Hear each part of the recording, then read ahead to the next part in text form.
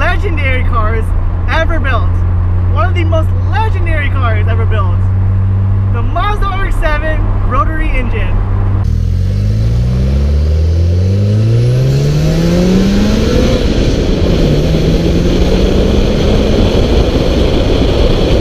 There's only 5 cars I want in my life.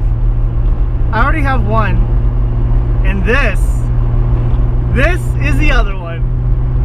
A 1991 Mazda RX-7 FC Series 5 Turbo 2. Yes, we were in one today. This car was imported about 2 months ago. And I tell you, it is real. This is real. It is the highest trim you can get for the FC in the freaking world, okay? The highest trim. There was like a non-turbo edition, there's a GXL edition, which is the luxury edition, and then this is the Turbo 2 edition. It has all of the luxury features, minus some of the GXL, but it has the turbo.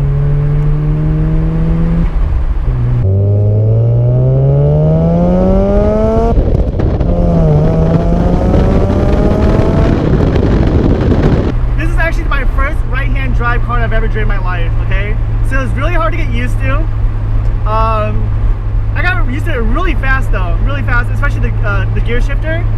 But the thing that was hard was the signaling, okay? So there's some right-hand drive cars in the world, especially in Europe, that the signal stock is still on the left side, just like in America. But in Japan, they switched the signal stock over to the right side, and it gets confusing. Sometimes I move to windshield wipers or whatever for the left hand. But I've driven this car, and I've been so used to it. And another thing that's hard to remember on right-hand drive cars is the rear view mirror. Whenever I try to check the back, I always look up there like that. But in reality, it's right here. I always forget at first, but now I think I'm used to it now.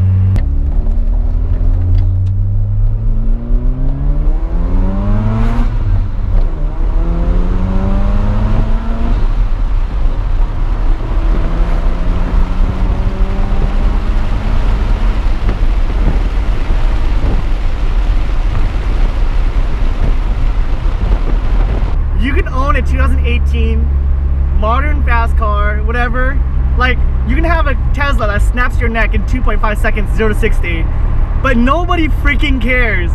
Nobody cares. Like that car just looks like any other car, okay? Just a fast electric Prius, okay? Like it just looks like any other car. This car, oh my gosh, like for some reason something about old cars that are really clean and just really well done, almost stock exterior, and it's an old car. It just stands out so much. Like I love old cars so freaking much.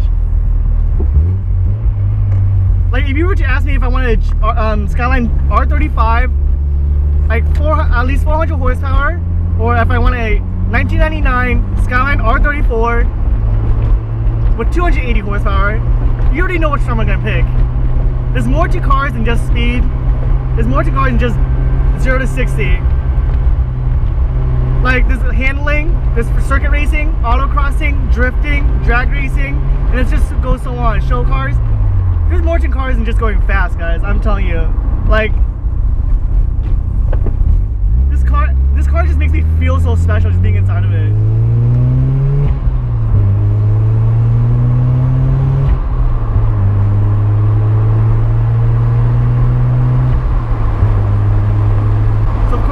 Kilometers, like it's really Japanese, guys.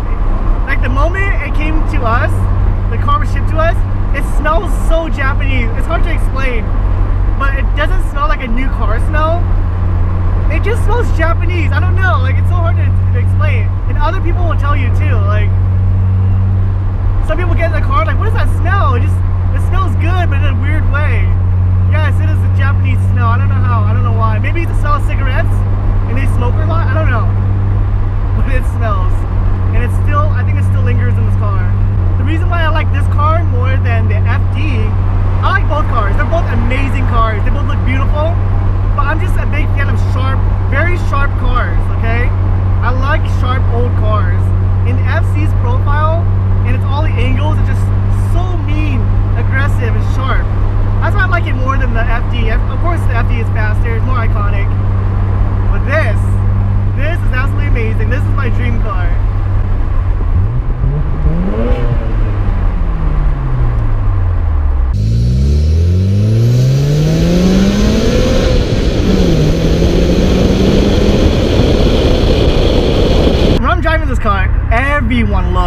It doesn't matter what your gender is. It doesn't matter how old you are.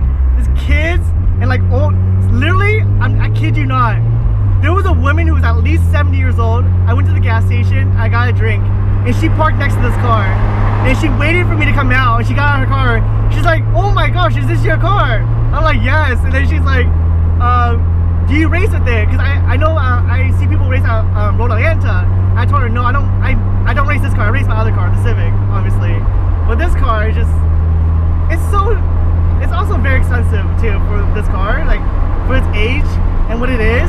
It's very overpriced, but you know why? Because it's just a legendary car. Okay, is this car perfect? Heck no. The rotary engine is one of the most unreliable engine technology ever created to mankind. As soon as the car got delivered, I immediately started working on the car for 30 hours, removing all the panels, installing like security and everything. And it just felt bad. I felt so bad just removing panels on a car that like cracks, especially because it's almost 30 years old.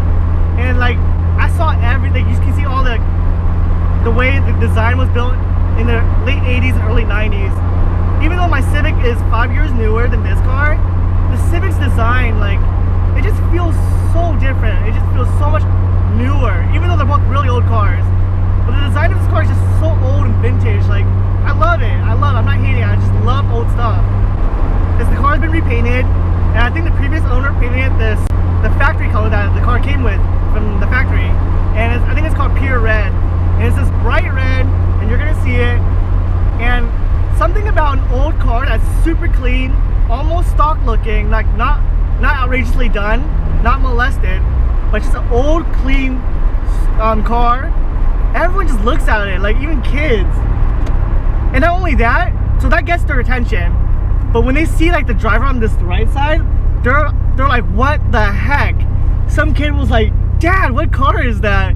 And he's like, "I don't know, son. But we're gonna take a picture because we're not gonna see this car anytime soon." This car is super rare, especially imported.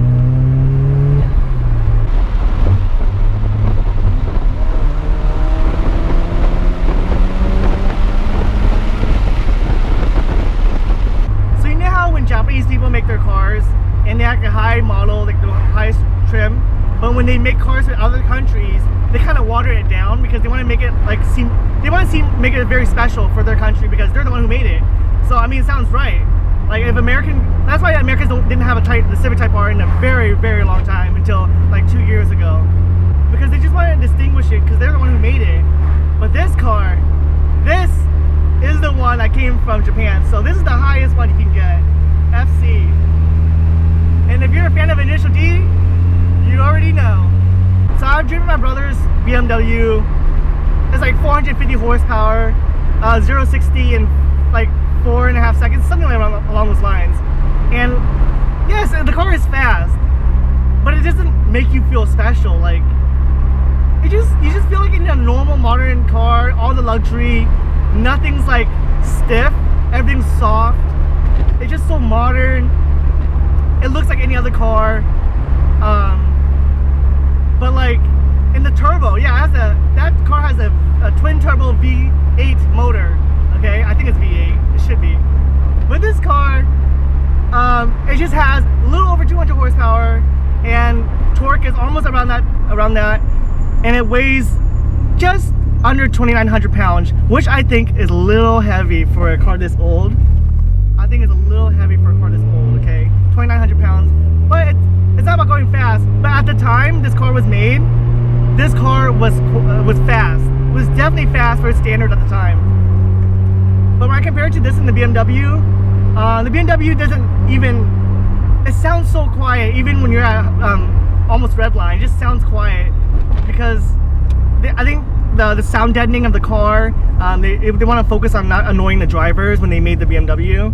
So for this car, it's just real old and they don't care about that luxury feature. So you hear the turbo spooling like a mother. It's so loud.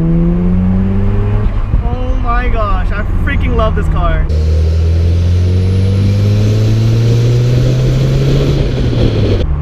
Freaking love this car. Alright, so the previous owner, this car you can already tell. You can tell it's a turbo edition because of the hood scoop. So you can tell it has a front mount, a top mount intercooler, like the Subaru STI top mount intercooler. But this car, the previous owner, he changed. This car is almost completely stock. Okay, the only thing that's not stock is the wheels, the exhaust,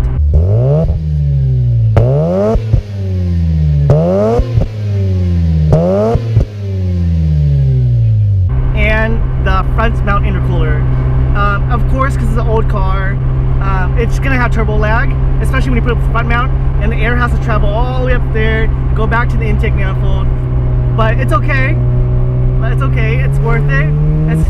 It makes it a little faster. The turbo lag feels awesome. This car just feels great. It sounds amazing.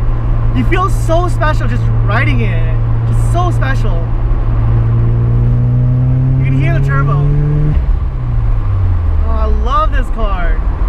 I don't want to compare cars, but when it comes to handling, I just feel really scared going around corners because it's on street tires and it's rear-wheel drive. The Civic is just, when I drive the Civic again after this car, it just feels so different. Even though both cars are almost identical in just speed, just this car being forced induction, like, it just feels so different. The Civic is just so raw. Everything's so direct. The power goes on and off instantly. This car, it builds up. I love it. It's nice. It's just completely different ways of delivering power for sure. And this turbo spooling up just brings a smile to your face for sure. For sure. Oh my gosh. Alright, some things about this car. It's the pop-up headlights. I love pop-up headlights. Definitely looks more aggressive when the lights are down. If I ever did do a mod to a headlight like this, I'll make it do halfway, you know? Pop up halfway, it just looks more aggressive. But I love or prefer the headlights down for sure.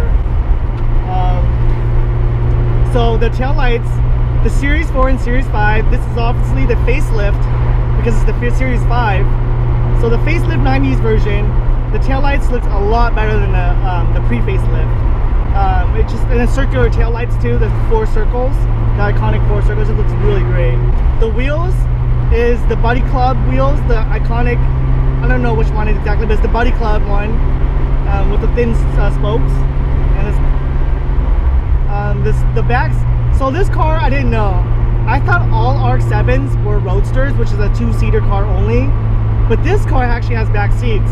It doesn't matter because I found out, like, there are 2 versions. There is one with back seats and there are one without back seats. And this one has back seats.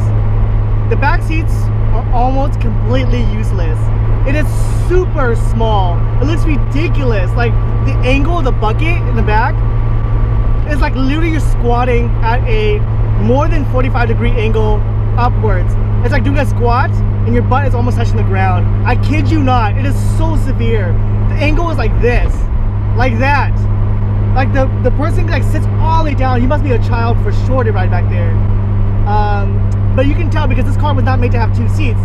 And the 2-seater comes with different seats. It comes with nicer looking seats. It comes like fixed back seats.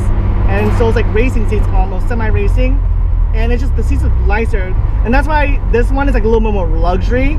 That's why it has the reclining seats and it has the back seats because this is the more luxury of the Turbo 2 edition. If I recall, there is no 2-seater in America with Turbo 2.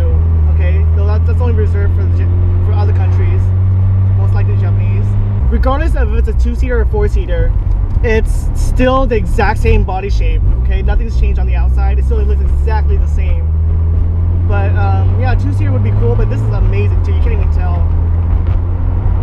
And so, because this car is a 4-seater and the glass is attached to the trunk when it's lifted, it is technically a hatchback. Okay, just like the Torino 86, the EK9 hatchback.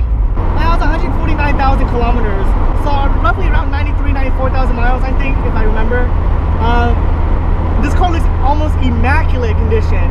Because I dissected the car as soon as it got delivered, I went through all the panels. I did all the wiring, and I can see all the imperfections of the previous owner did.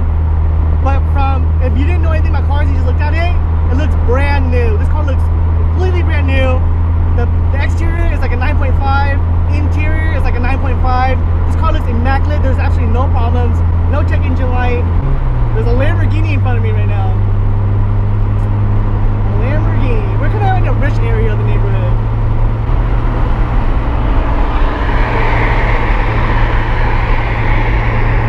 You see it? The Lamborghini. I'm like, what kind of car is that? I don't know. I'm really biased though. I love old cars, so I'm really biased. I'm sorry. But if it was me, like, I see Lamborghinis, Ferraris, Teslas, Range Rovers, whatever. Like, yeah, I respect it. It's a very good engineered cars. But like, I would just never own one. I would own one. I would sell it immediately and buy more old cars. Just, I don't know. I love old cars. Old cars are just more driver oriented. You lose all of that nowadays with all these electronics taking care of the driving. ABS, power steering, sound deadening, traction control, all these sensors, lane assist, all these sensors just taking care of the driver nowadays. Everything's been smoothed down, electronic. I love being able to feel the road, be connected with the road more. That's why I love old cars. So when you push this car almost to red line, it has like an internal speaker that beeps at you. It's it's so faint that it's so easy to not hear it, and it's like almost useless because I can hear it, but you can hear the buzzer when it hits 7,000. This car redlined to 7,000, which I thought was gonna redline higher because I heard rotaries are really high revving. 7,000 is pretty high for your standard car though. But